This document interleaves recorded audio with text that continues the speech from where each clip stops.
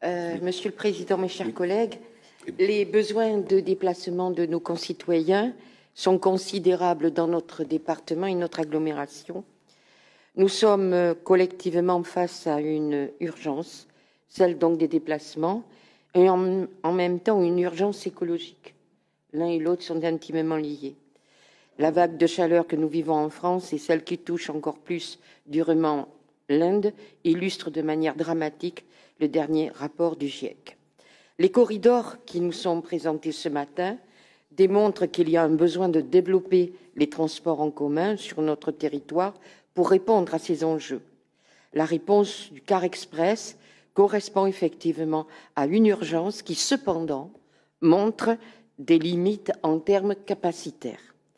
Nous restons ainsi convaincus que la réponse ferroviaire est celle qui est la plus pertinente, tant en termes de capacité que de vitesse.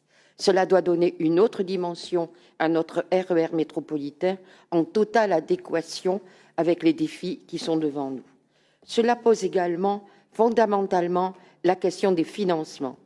Il n'y aura pas de transition écologique sans des financements à la hauteur de ce qui nous attend.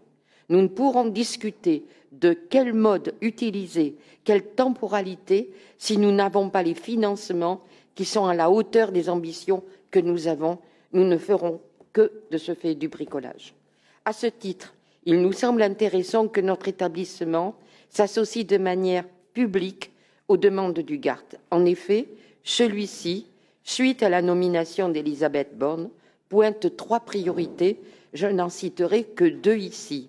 La première, engager l'État à hauteur de 5 milliards d'euros en faveur de la mobilité du quotidien avec un nouveau plan d'investissement et baisser la TVA à 5,5 dans les transports publics du quotidien. Cela nous paraît, dans la période que nous vivons, le minimum et donnerait surtout de nouvelles perspectives et permettrait de construire des réponses ambitieuses, comme je le disais, en adéquation avec les besoins. Je vous propose donc, Monsieur le Président, qu'un courrier en ce sens soit envoyé dans les jours qui viennent à la Première ministre. Ces remarques faites, nous voterons cette délibération.